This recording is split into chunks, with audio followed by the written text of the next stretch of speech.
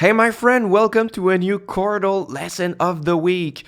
Today I want to talk some more about spreading triads because this is what I teach in my free mini course on ambient guitar chords. First link in the description box.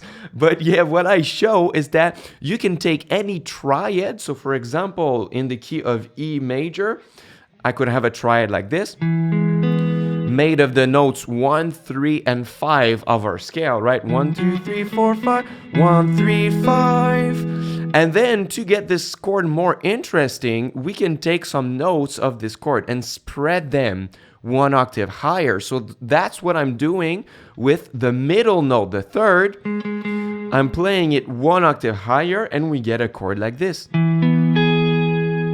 which is nicely spread and really balanced compared to this one, which is closer, right? But I received a question and it was, can we spread more or some other notes than the third? And the answer is yes, because you can always do whatever you want with chords, but let's try it with other notes. So I'm starting from my triad, and instead of spreading the third this time, I'm going to spread the fifth. So the note on top here, I'm going to play it one octave higher, which is going to be, it's going to be on the 7th fret of the first string. So now I have a chord like this. And to be honest, I like it a little bit less because it's less balanced.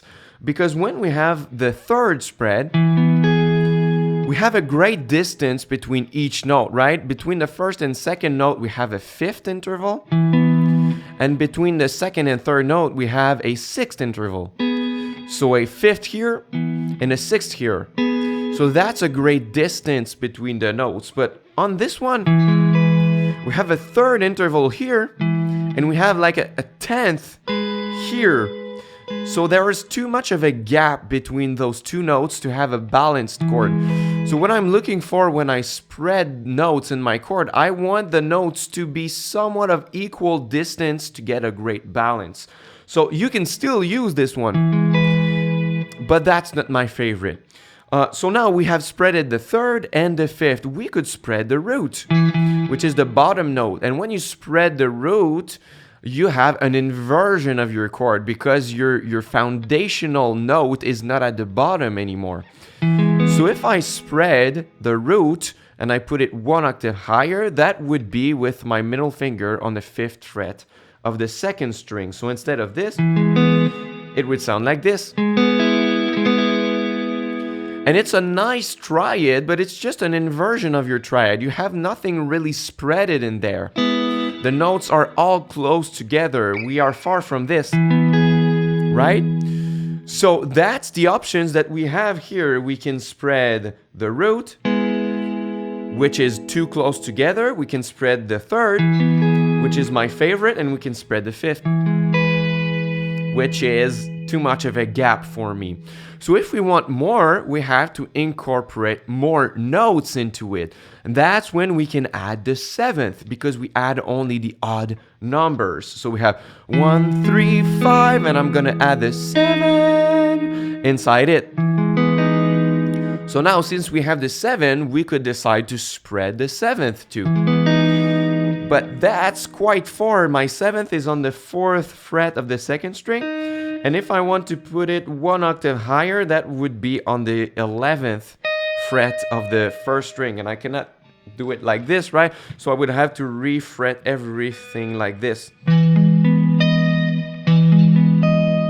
First of all, it's very awkward to fret. And second of all, there's no point of doing that, because now the gap is even bigger. You have that cluster at the bottom, and you have too much of a gap here.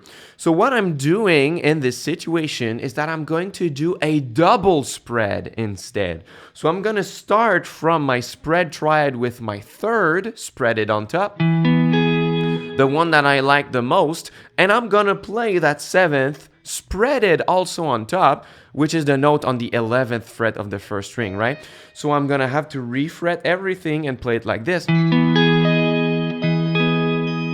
And this is a chord that I absolutely love because once again, it's very balanced and a great distance between all notes. We have a fifth here, a sixth here, and another fifth. So the distance is roughly the same on all intervals if you compare each note in the chord. And that's a great balance here. And it does a kind of a fifth here and a fifth here, which are usually very empty intervals. But when you stack them, it sounds really good and it's very interesting. And then if you want this chord in a minor format, you just have to take the two notes on top and slide them one fret below. So then you have... And this one is my favorite because it's easier to fret. So I like to use it. Let's say I am in the key of E minor. That could be my root chord with my third and my seventh spread on top. And then I could play a C major chord with my seventh once again. The same one that I showed you here, but it's down the fretboard. And if you have a hard time playing this one, right, I have big hands, but you could find some other ways to fret it, especially down the fretboard. That's a big stretch. So instead of playing it here, you could play it from the sixth string like this. So you would build your spread triad from the sixth string like this. And then your seventh spreaded would be on the 12th fret of the second string. That's still a stretch, but it resembles a lot the one in minor from the fifth string, right? You could play one after another.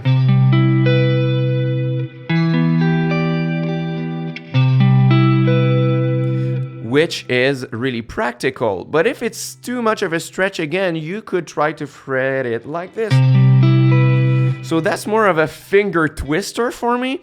But at least this is the most relaxed one because you have 4 frets for 4 fingers.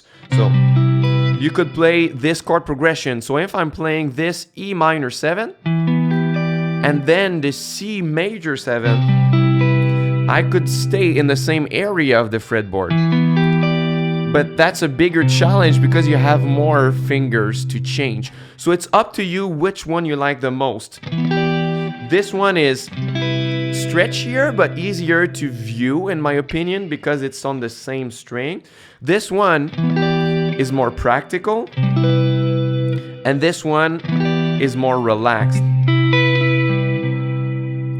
So there you go, those are my double spreaded shapes that I love to use when I'm playing ambient songs. If you listen to any song on my channel, you're gonna recognize some of them in many of my songs because the spread triad is beautiful, but the double spread is even more beautiful.